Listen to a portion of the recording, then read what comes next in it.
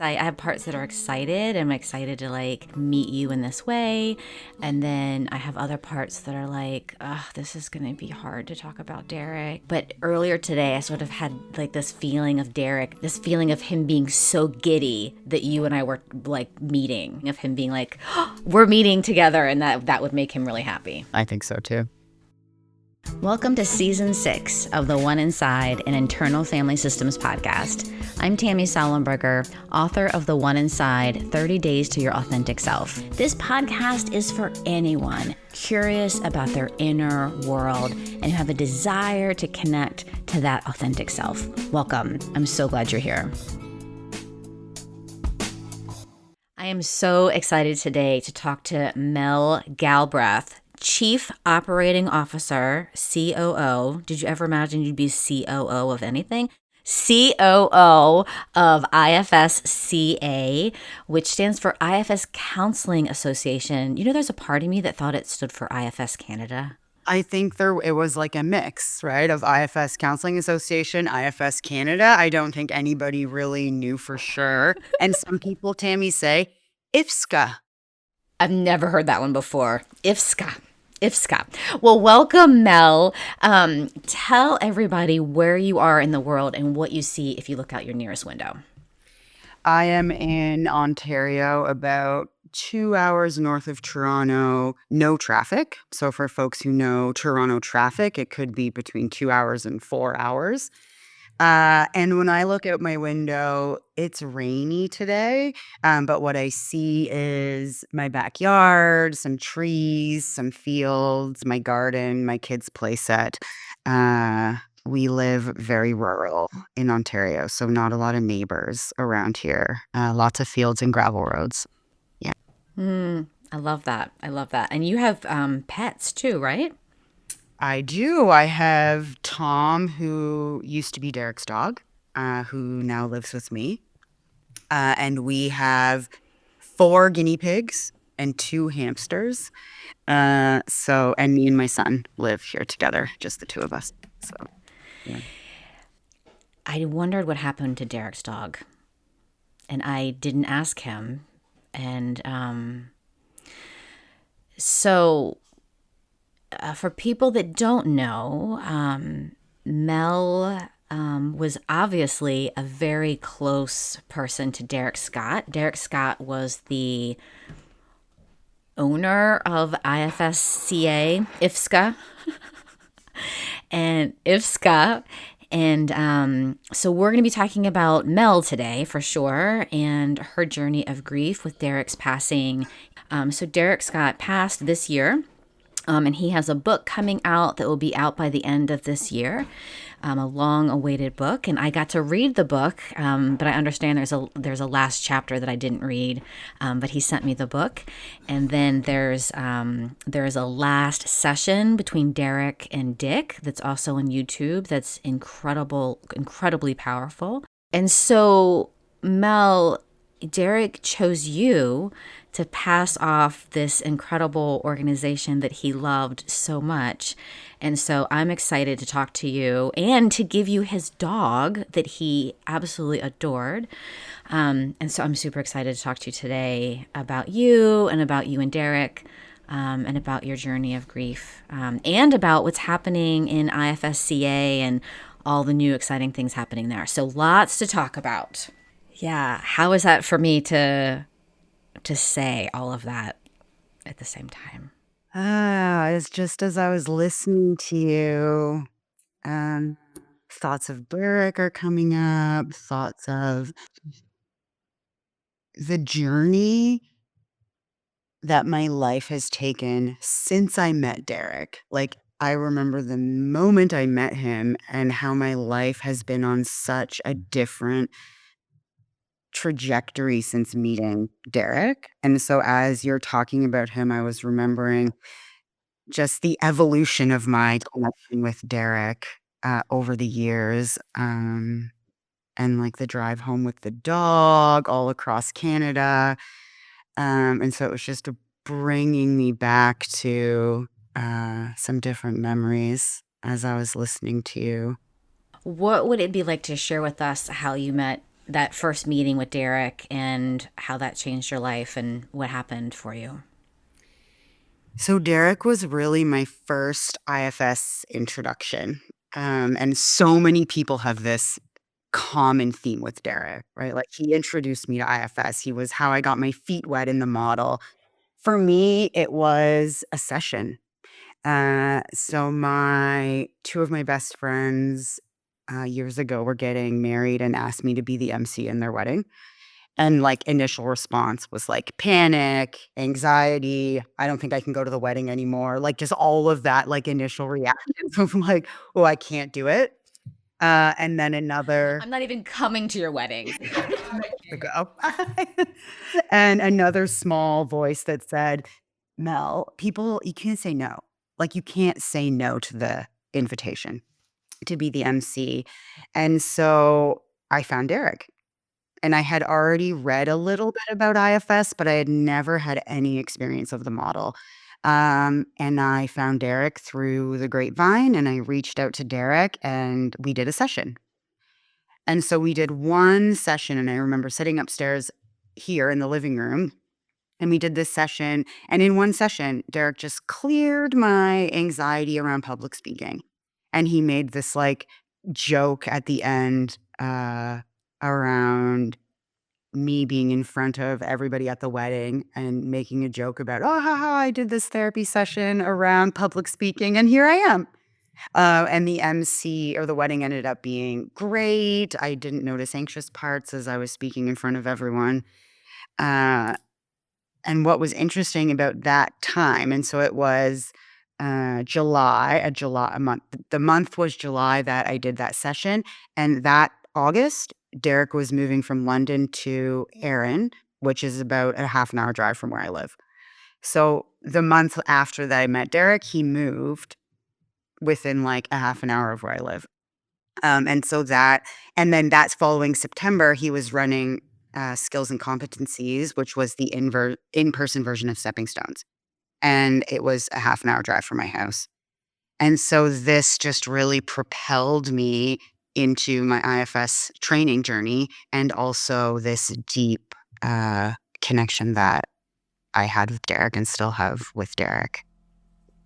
Yeah, I love that story. I love that that he ended up moving a half hour from you. Like that's amazing. It's Hmm. yeah, yeah. Hmm. And so you began like learning from Derek and working with your own parts in your own system. And then what happened for you? Like, tell me more about your journey, sort of how we went from that wedding to now you're the COO of IFSCA. So I remember driving back and forth over the 4-month period, once a month, every weekend to Derek's. And so during that 4 months was when I really started getting to know Derek on more of a personal level. And it really, a couple things that it started with was both of us are queer, right? And so that was one initial connection that we both had, and we both had dogs. And so that was the other piece for us where a lot of the hangouts that Derek and I had involved walking the dogs. So we would walk the dogs, and then we would go back to Derek's, and then we would hang out. And so most of our visits were around this shared love of dogs. And I had uh, my previous dog, who I don't have anymore, and Derek had Tom. And the interesting thing about my old dog Zoomer and Tom is they basically are identical looking. Like faces identical. Tom is bigger than Zoomer was, but almost identical. Like you almost can't tell them apart in pictures. And so it's like an interesting synchronicity. If we can attach images to the podcast notes, I'll send you a picture of both of them. And I remember, Tammy, it's so interesting when we think back to different experiences that happened that I didn't even really think were very significant. But I remember 2019 or 2020, and Derek and I were just sitting in his living room, drinking some red wine and just chatting. And I remember Derek casually saying, "Oh, I imagine one day you'll just take over IFSCA for me, whenever that is." Just like in passing, like we were just chatting about life. And so it's interesting to reflect on that going back like 4 or 5 years and then kind of being in this position with IFSCA that I'm in now. And I'll never forget the morning that Derek asked me to start teaching stepping stones. And so Derek had been teaching them all by himself up until this point, and he had the stepping out was his queer cohort that he was running for gay men. And I was sleeping one morning and Derek called and woke me up. And so I'm half asleep, like talking on the phone to Derek. And he was like, in his excited way of talking, it's like, "Mel, you want to run a queer cohort for women? We're going to call it Stepping In. We're going to run it in Like, he just was so excited. And I was like, yeah, like, of course, it sounds great. Hang up. And then it's like back to, can you be my MC? Floods of anxious parts, floods of stepping into what felt like a big leadership role back then of running cohorts, right? Running my own Stepping Stones cohort. And so that was a big pivotal moment for me in stepping into leadership with IFSCA. Uh, and I remember that first cohort, it only had 8 students, and it was a mix of non-binary, AFAB queer folks that showed up for this 8-person cohort, and I taught the cohort, supervised all my practice triads, ran consult groups, and I just staffed the whole cohort, and that was really my first, introduction to running my own cohort and teaching, uh stepping stones. Before that, I had been running triads and consult groups. And so it was kind of like the building blocks up to taking a cohort.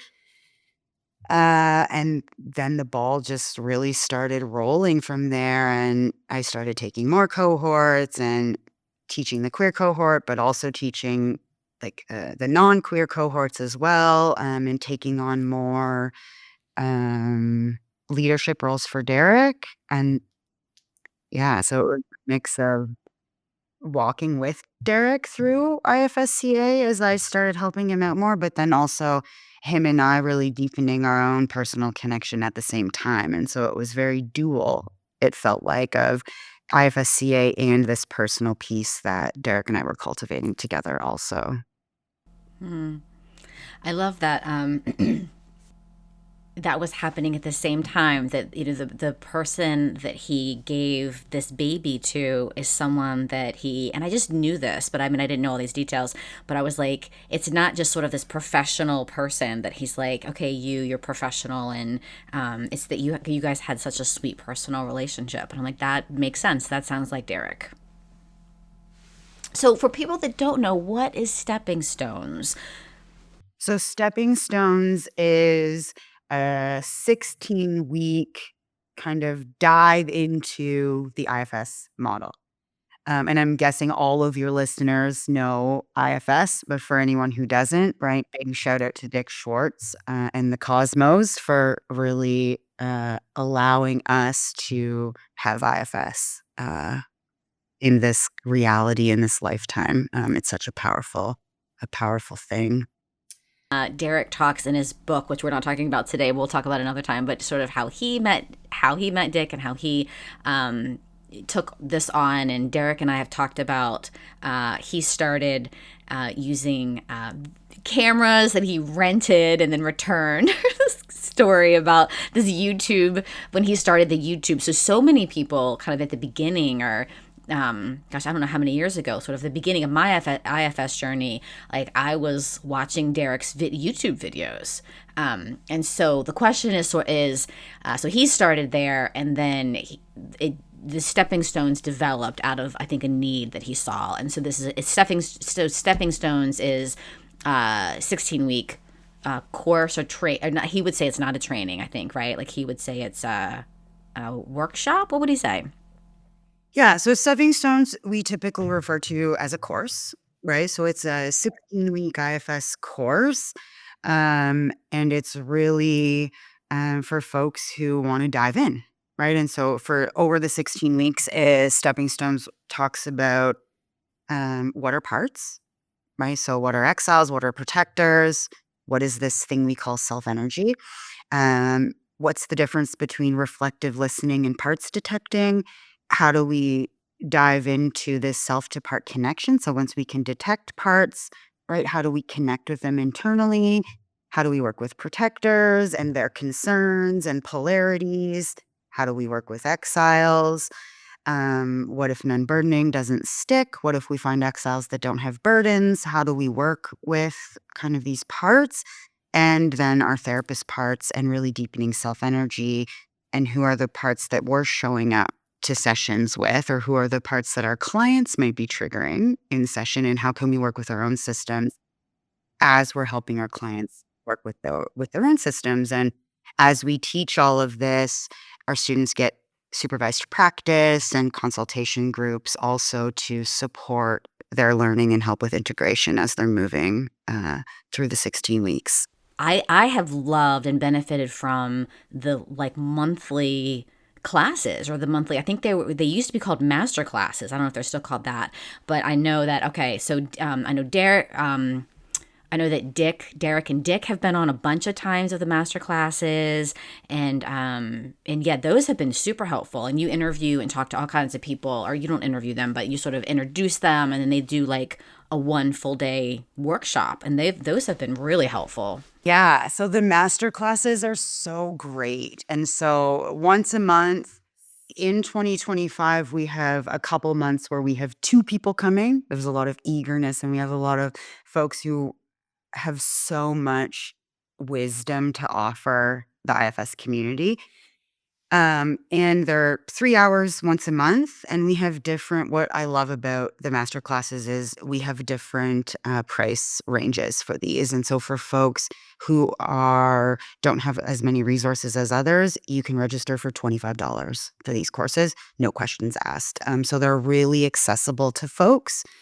Actually, this Friday, we have Rick Colher coming to talk about IFS and money parts. So him and I did a demo on my system around IFS and some of my money parts to demo sort of how Rick uses IFS in this way, and he's coined internal financial system as a way of working, which I thought was very clever. Oh, yeah. In January, we have Stephanie Mitchell, who's an Australian certified IFS person, coming to talk about IFS and psychosis. In February, we have Christine Dennis. So she did one with Derek previously, and so back by popular demand, and she's going to be speaking about the self-led menopause journey, birthing the baby elder, the wise baby elder. So that'll be a really great one. I need to get her on the podcast. We've been talking about Jeff and I have been talking about menopause. Trying to get someone on about menopause. And I know that Derek had someone a couple of years ago. So this is who he had. Okay, good. Good to know. Good to know. So we will be too late when we release this. It won't be released for a couple of weeks, so we'll be late with the Rick. But Rick will be on the podcast also in January. We were like, we've already recorded it, but I'm like, I can't talk to people. I can't put on something about money during the holidays because we're all just overspending. So there's no way. So in January, we will have Rick on to talk about money because I don't want to do that to everybody or myself in December. But we'll put the link to that video with you and Rick. We'll definitely put that link on the show notes. So thank you for that. So what else is happening with IFSCA? What changes? What's new? What's different? And yeah, I mean, I guess I want to hear that, and then I want to talk about how is it going for you. Me and the folks that are really keeping IFSCA afloat, right? I am not a single human keeping IFSCA afloat. So the group of us that are really working on these new initiatives for IFSCA, we feel so grateful and appreciative to Derek for the platform that he's offered us to really, one, keep his legacy alive feels like so special. And the second piece is it really feels like Derek was like, here's a teaching platform to do what you love and to do what you're passionate about and to spread it to other people who are also passionate about IFS and love IFS so much. And so IFSCA feels like a gift that we've been given. And so just wanting to name that first. So our biggest new piece is Stepping Deeper that we have, which is our advanced stepping stones course. Which is so we at the end of this year we'll have ran 7 cohorts of Stepping Deeper in 2024. And it's the same structure as Stepping Stones. The modules are just more advanced. And so going through unblending and direct access, scaffolding, and the therapeutic relationship. So what do we do when clients can't drop in and do insight? What do we do when sessions don't look like demos that we see other folks doing? And how can we assess where we're at with the client and when we should maybe proceed from implicit to explicit direct access, or maybe when we need to pull back to create more safety for the client? We talk about preverbal and dissociative parts. So what's the difference between preverbal parts and attachment trauma?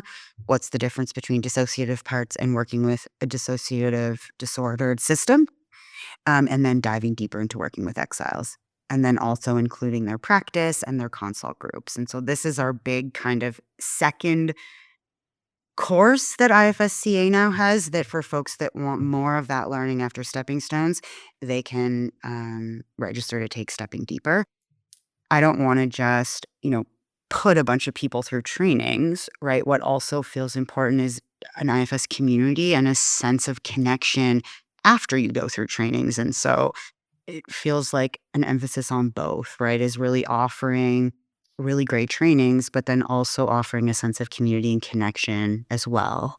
Is it only for practitioners or could it be anybody that's interested in IFS? Anybody can come to the space that's interested. If they're interested in IFS, there isn't going to be a lot of learning that happens on those Saturdays because it's just speaking for parts, but anybody's welcome to come. And the dates and the Zoom links are posted in the IFSCA monthly newsletter. Great, perfect. So, what if we do a really weird shift, Mel, and we talk about what was it like for you when Derek told you that he was going to be passing, and what do you want to share about what you've learned, what that last weekend was like, anything around that you feel comfortable sharing? I remember it was late in 2022.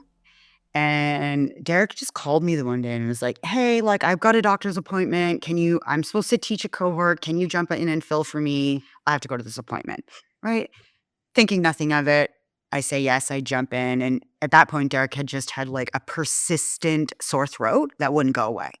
Right. And he was, had tried a bunch of different things and it just like, and so he was going to get checked up. And what ended up happening was that's how he found out he had throat cancer. And so I remember the day Derek told me, and I remember my initial reaction was a mix of shock and also concern around, oh my God, like how is Derek handling all of this? Like how are his parts getting this diagnosis? I was very much dissociated, in denial, in disbelief, like Derek will be fine. Derek's not going to die. He'll get over it. It's Derek. Of course he'll get over cancer. It's Derek. And so I very much was, and for quite a long time after Derek transitioned, was not feeling any grief at all. I remember the day that Derek transitioned, one of the things that he wanted to do. So there was, uh, like 7 or 8 of us there. It was a small group. One thing on the Sunday morning, the transition day, he wanted to go for a walk with Tom and all of us, and then each of us would walk with Derek separately and sort of say our goodbyes and have our peace with Derek in the woods on Vancouver Island walking the dog. And I remember on my turn to walk with Derek, I was kind of at a loss for words, and basically just asked Derek, "Do you have any, like, final words of wisdom or advice or, that kind of thing for Derek?" And basically his response was, "I do, but, like, I don't really think I need to tell you, like, I'm pretty sure that you already know." And so, very cryptic of Derek. And one of the last things he said to me, and for folks who knew Derek, there's humor in this, but he said, uh, "Come here, you dissociative bitch." So Derek was calling out my dissociative part, right, where he could tell I wasn't in touch with my grief, and so for Derek, there's humor in that, and that was one of the last things that Derek said to me, and it's interesting because he couldn't have been more like, there was so much truth in that, um, and I knew I was walking into this COO position, right, that weekend. And my manager's narrative was to be the best COO and to be in a leadership position with IFSCA. I need to, like, my managers had a whole plan, right? We're going to go to Derek's for the weekend, right? When he transitions. Monday morning, we're taking Tom and Derek's SUV. We're driving for 7 days across Canada back to Ontario. And then Monday, we're going back to work. We're going to grieve that whole 7 days in the vehicle. We're going to bond with Tom. We're going to grieve. And it's interesting because for so long, up until this year, my parts deeply felt like to be a good enough IFS person, no matter what's going on in my life, I should be able to soften those parts back and show up with self energy, no matter what, no matter what. Right? I can turn to, "Hi, terrified 6-year-old part," right? "I know you are in deep, deep devastation," right? "And I know you're feeling deeply alone, but just go hang out over there. I'll be back at 5 o'clock when I'm done my day," right? And magically, the part should just go away, right? Totally fine. I was coming back after this beautiful drive across Canada and grieving, and I was jumping back into full-time private practice and COO of IFSCA and being a single mom and everything else that my life, every other ball that I was holding up in my life. And what probably doesn't come as a surprise to listeners is none of those things happened. Not one of those beautifully planned experiences that my managers had thought up, none of those things happened. I was highly dissociated from my grief the whole drive home, all 7 days, and I got home the Sunday night, so it was exactly 7 days after Derek had transitioned. I pulled into my driveway, and I looked at Tom, and I said, "Welcome home," and my system cracked in ways I didn't know was possible, um, and this is when I really started learning being good at IFS doesn't mean that you get to unblend all the time. It's not that easy, right? My grief with Derek and what really cracked open attachment trauma was my journey to becoming COO of IFSCA. And so my grief journey and my journey of sitting with my parts has really informed what it means for me to be a leader at IFSCA.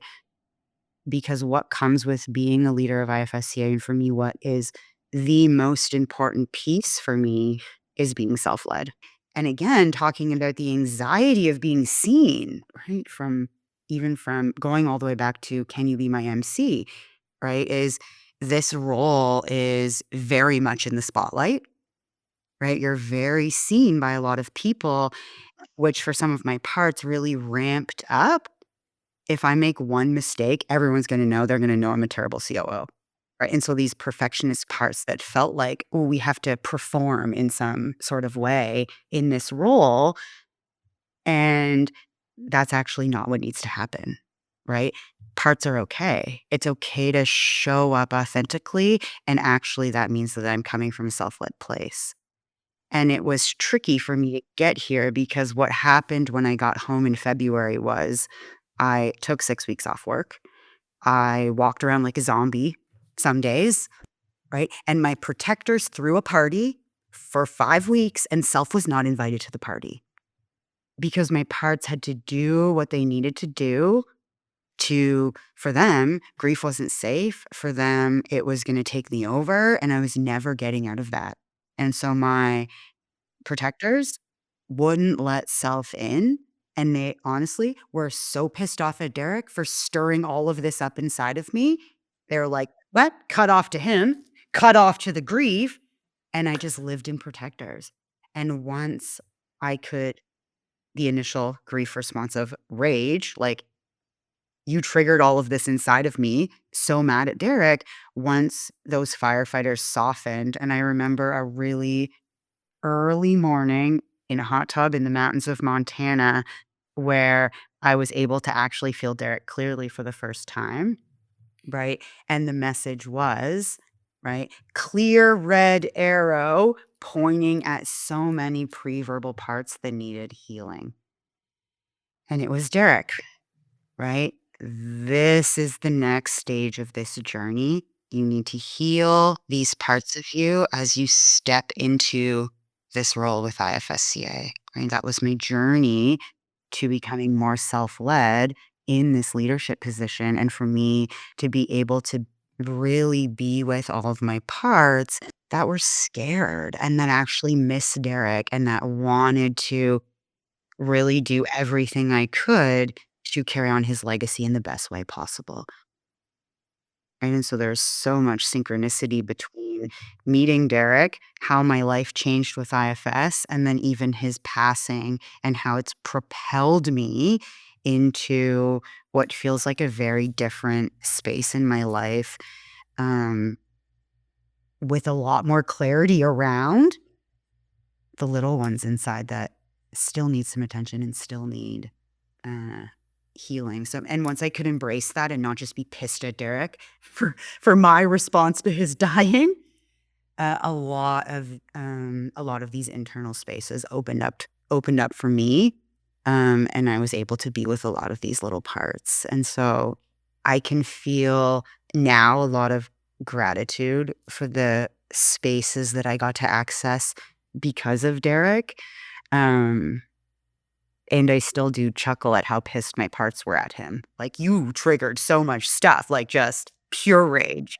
Um, and now really feeling more of the gratitude for like Bob Faulkner says, the spilt or the ants will show you where the spilt milk is. For me, it was losing Derek showed me so many of my attachment wounds inside, losing a mentor and a best friend and a confidant and, all of those things that Derek was to me and for me. Well, Mel, I would like you to come back on if you want, and we can talk about his book. Maybe once it's out in the world and people have read it, and then you and I can meet again. Um, yeah, this has been really sweet. And yeah, I think there's a part that's still stuck on, oh, Mel has his dog. There's like a little young part that's kind Yeah. of stuck there. Oh, Is it okay if I offer something for your little one, Tammy? So yeah. since we adopted, I guess, Tom, um, I've never been chosen by a dog before.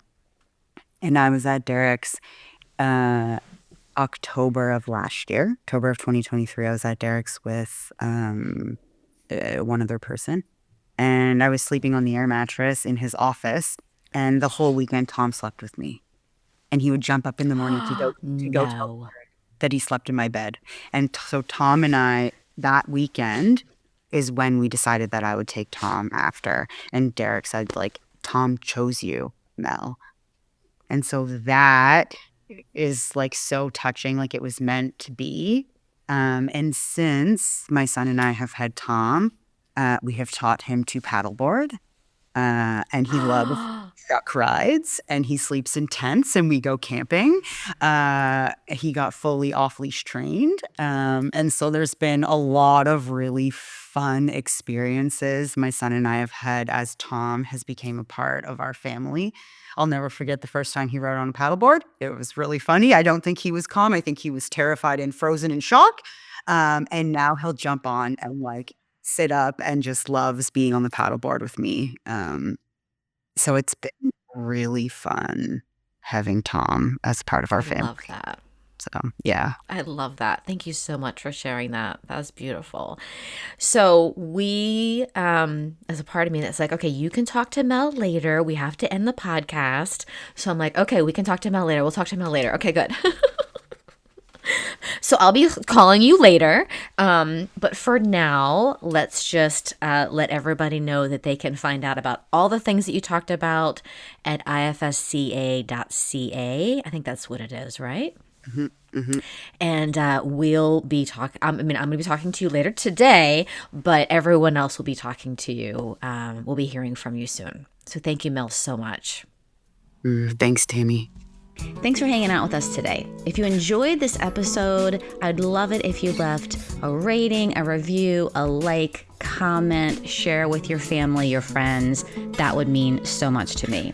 My book is available at your favorite independent bookstore or on Amazon. You can visit my website, tammysallenberger.com, or you can download a free Get to Know a Should part of you. You can follow me at IFS Tammy on Instagram and at The One Inside on Facebook and on YouTube. Jeff Schrum co-produces The One Inside, and I am forever grateful for Jeff. Also thankful for Jack Reardon for creating the music, and just thank you for listening. 6 seasons, over 1 million downloads. I cannot tell you how much I appreciate you in this community. I'll see you next time.